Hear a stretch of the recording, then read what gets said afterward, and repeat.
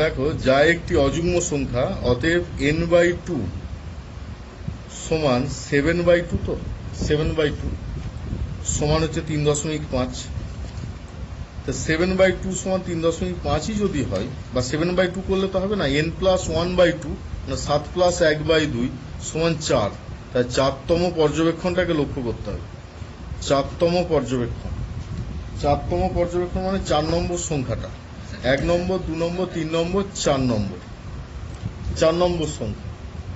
4তম পর্যবেক্ষণটাই হবে মধ্যমা।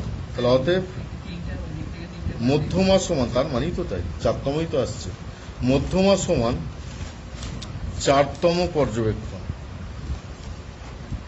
মধ্যমাটা হচ্ছে 4তম পর্যবেক্ষণ, সমান হচ্ছে 107।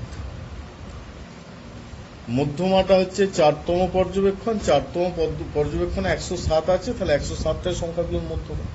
তাহলে বিক্রয়লব্ধ অর্থের মধ্যমা হলো, অতএব বিক্রয়লব্ধ অর্থের মধ্যমা হলো 107। ঠিক আছে?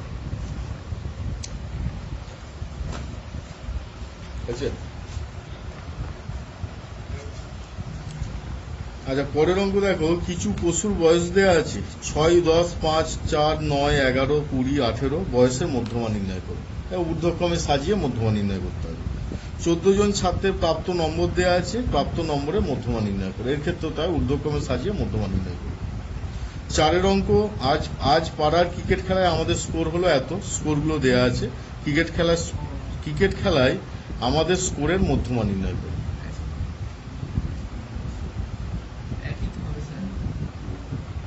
ক্রিকেট খেলার স্কোরের মধ্যমা নির্ণয় করো, যে স্কোরগুলো দেওয়া আছে তার মধ্যমা। কিভাবে করাচ্ছি দেখ, এখানে দেখ, যেমন ট্যালি মার্ক করা হয় সেই মতো করতে। 4এর অঙ্ক দেখো, 4এর অঙ্কর ক্ষেত্রে প্রথম হচ্ছে প্রাপ্ত নম্বর, রান, তাই তো? ক্রিকেট খেলায় আমাদের স্কোর।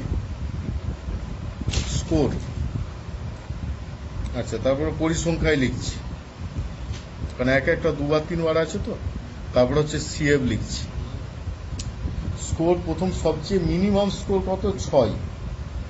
6, 7, 8, 9, 10, 11 পর্যন্ত আছে। ঠিক আছে? এত রকমের স্কোর আছে, 6, 7, 8, 9, 10, 11 এত রকমের স্কোর আছে।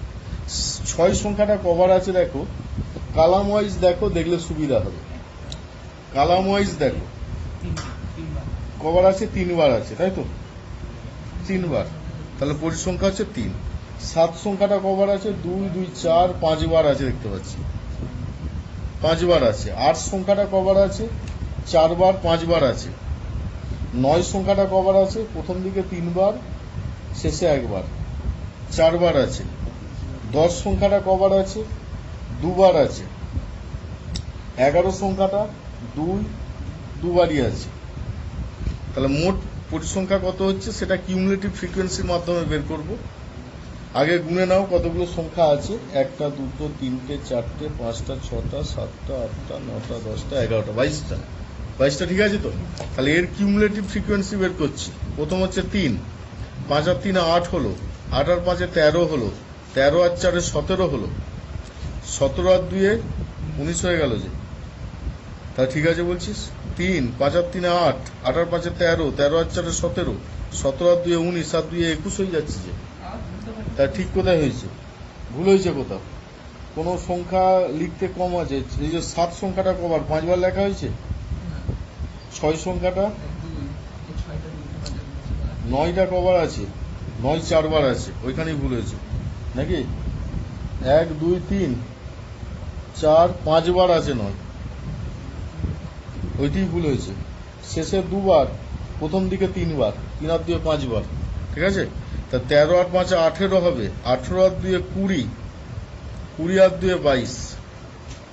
তাহলে এইটাই হচ্ছে এন। তাহলে এন সমান হচ্ছে 22, যা যুগ্ম সংখ্যা। যুগ্ম অযুগ্ম দেখার না হলেও হতো, এটা দেখার দরকার ছিল না। তাহলে n/2 বের করছি, 22/2 সমান 11তম পর্যবেক্ষণ। 11তম পর্যবেক্ষণ মানে কোনটা কোনটার মাঝে আছে? 8 আর 13-র মাঝে আছে তো, 8 আর 13-র মাঝে আছে। 8 আর 13-র মাঝে কোনটাকে ধরতে হবে? 8টাকে ধরা হবে। 8 আর 13-র মাঝে 8 আর 13-র মাঝে 13টাকে ধরবো। তা 13-র করেসপন্ডিং পরিসংখ্যা কোনটা? 5 তো। তাহলে মধ্যমা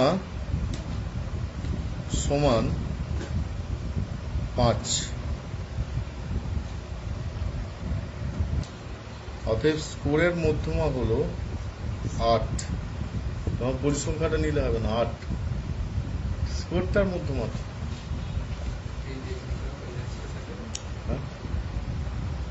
এইভাবে হয়ে যাচ্ছে ঠিকই, কিন্তু এটা ঠিক না। আচ্ছা, পরের অঙ্ক দেখো, এটা হয়েছে স্কোরের মধ্যমা হয়ে গেল।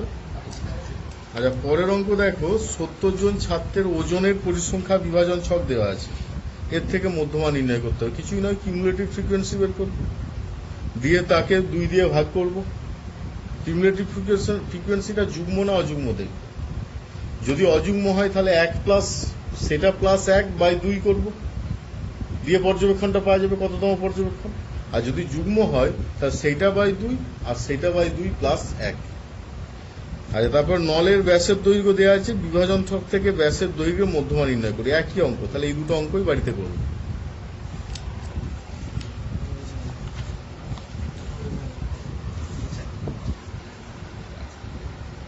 আচ্ছা, 7-এর অঙ্ক ওই একই অঙ্ক, আগের অঙ্কর মতো। তাহলে 3টে অঙ্ক পরপর যে 3টে অঙ্ক আছে, ওই 3টে অঙ্কই বাড়িতে করতে হবে। 5, 6, 7। আমি 8-এর অঙ্কটা এখানে করাচ্ছি, 8-এরটা। আমাদের 40 জন শিক্ষার্থী প্রতি সপ্তাহে টিফিন খরচের পরিসংখ্যা হলো এত। টিফিন খরচের মধ্যমা নির্ণয় করি। আমাদের 40 জন শিক্ষার্থী প্রতি সপ্তাহে টিফিন খরচের পরিসংখ্যা দেওয়া আছে। টিফিন খরচের মধ্যমা নির্ণয় করতে হবে। ঠিক আছে?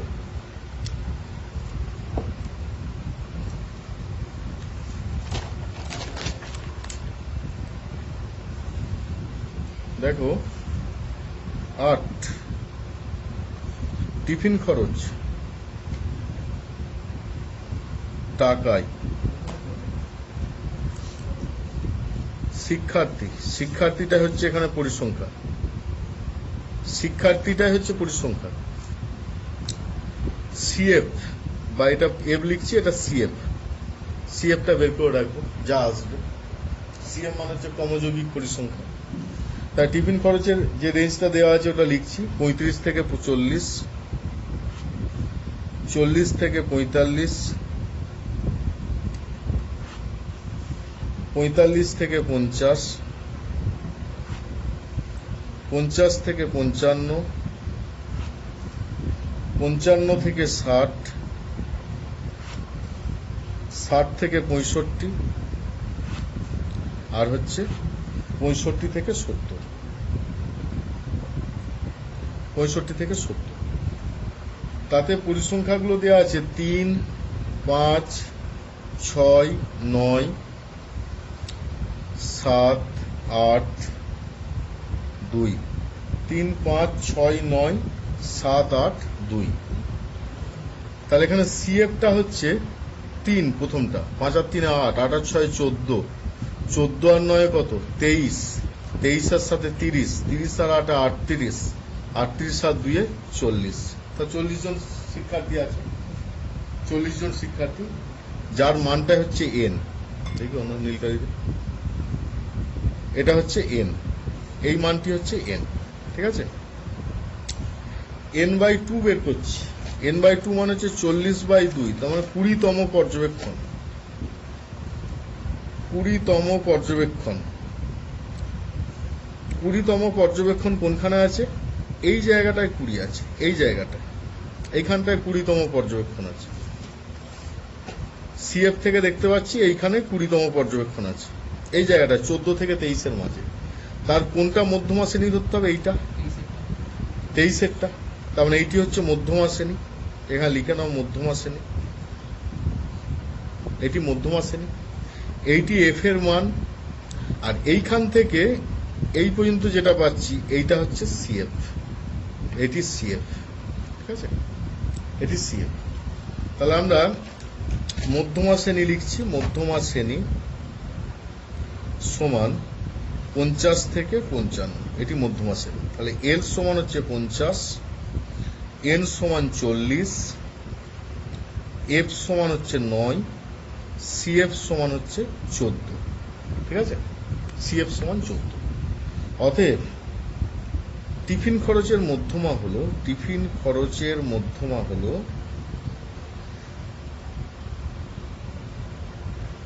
50 প্লাস n/2 মানে 40/2 মাইনাস সিএফ, সিএফ মানে 14 বাই এফ, এফ মানে 9 ইন্টু এইচটা বের করে রাখতে হতো, এইচ সমান হচ্ছে 40 মাইনাস 35 সমান 5, এফটা হচ্ছে 5। এল প্লাস n/2 মানে 40/2 মাইনাস সিএম মানে 14 বাই এফ মানে হচ্ছে 9 ইন্টু 5। ঠিক আছে, তাহলে 50 প্লাস 40/2 মানে 20 মাইনাস 14 বাই 9 ইন্টু 5। 50 প্লাস এটা 6 9 ইন্টু 5, 3 2 6, 3 3 9। তা 50 প্লাস 10/3, তার 50 প্লাস 3 দশমিক কত হবে 3 3 3, তার মানে 53.33, 53.33। ঠিক আছে, প্রায় এটি হচ্ছে মধ্যমা, এটি মধ্যমা। 8-এর যে অঙ্ক তার মধ্যমা হচ্ছে এটি, এইভাবে আমরা মধ্যমা বের করব। ঠিক আছে, বল। আর 9-এর অঙ্ক দেখো, নিচের তথ্য থেকে ছাত্রের উচ্চতার মধ্যমা নির্ণয় করি। এখানেও তার উচ্চতাগুলো দেওয়া আছে, তার থেকে মধ্যমা নির্ণয় করতে হবে। 10-এর অঙ্ক 0 থেকে 10, 10 থেকে 20, 20 থেকে 30, 30 থেকে 40, নিচের তথ্যের মধ্যমা নির্ণয় করি। একই অঙ্ক। 11-এর অঙ্ক তাই, নিচের তথ্যের মধ্যমা নির্ণয় করি। আমি 11-এর অঙ্কটা করাচ্ছি, 9 10 বাড়িতে থাকবে, কারণ এখন বাড়িতে অঙ্ক বেশি করতে হবে, ধরো 11-এর অঙ্কটা দেখো, নিচের তথ্যের মধ্যমা নির্ণয় করি। তাতে আছে শ্রেণীসীমা দেওয়া আছে 5 থেকে 10, 10 থেকে 15, 15 থেকে 20, এইভাবে আছে। তাই শ্রেণীসীমা লিখবো আমরা, পরিসংখ্যা লিখবো। তাই শ্রেণীসীমা এবং পরিসংখ্যা 11-এর অঙ্ক দেখো, তাতে শ্রেণীর সীমা লিখছি, শ্রেণীর সীমানা দেওয়া আছে, শ্রেণীর সীমানা যা হোক বলা যাবে, শ্রেণীর সীমানা আর হচ্ছে পরিসংখ্যা। শ্রেণীর সীমানা হচ্ছে 5 থেকে 10, 10 থেকে 15, 15 থেকে 20, 20 থেকে 25, 25 থেকে 30, 30 থেকে 35, 35 থেকে 40, 40 থেকে 45, 40 থেকে 45।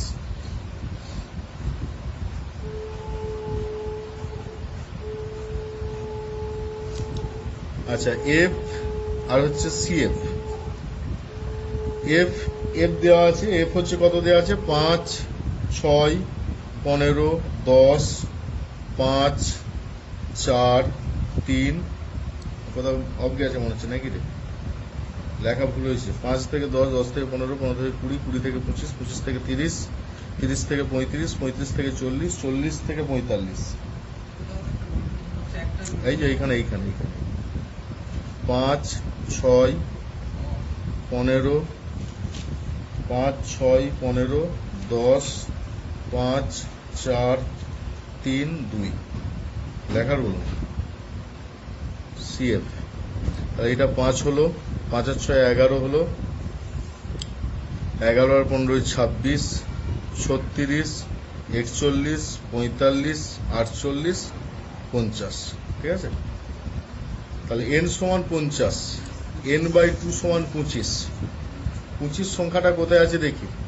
25 সংখ্যাটা যে 11 থেকে 26-এর মাঝে আছে, 11 থেকে 26, 25তম পর্যবেক্ষণ এইখানটা। 11 থেকে 26 হলে মধ্যমা শ্রেণী কোনটা, এটা তো। 15 থেকে 20 হচ্ছে মধ্যমা শ্রেণী। অতএব মধ্যমা শ্রেণী 15 থেকে 20। তাহলে 15টা হচ্ছে এফ, এটা হচ্ছে সিএফ, এটা এল, আর এইচ সমান হচ্ছে 5। তাহলে এল সমান হচ্ছে 15, এফ সমান হচ্ছে 15, সিএফ সমান 11, এন সমান 50, এইচ সমান 5। 6 পাওয়া গেল। তাহলে মধ্যমা সমান হবে 15 প্লাস 50/2 মাইনাস 11, আর নিচে হচ্ছে 15 ইন্টু 5। কাটাকুটি করে নিচ্ছি, 5 3 15, 15 প্লাস 50/2 মানে 25 মাইনাস 11 কত হবে? 14। তো 14 তার মানে 15 প্লাস 4 দশমিক কিছু একটা হবে। 14কে 3 দিয়ে ভাগ করলে 3 4 12, 2 থাকছে 4.666, দেখো তার মানে 19.66 প্রায় 19.66 প্রায়।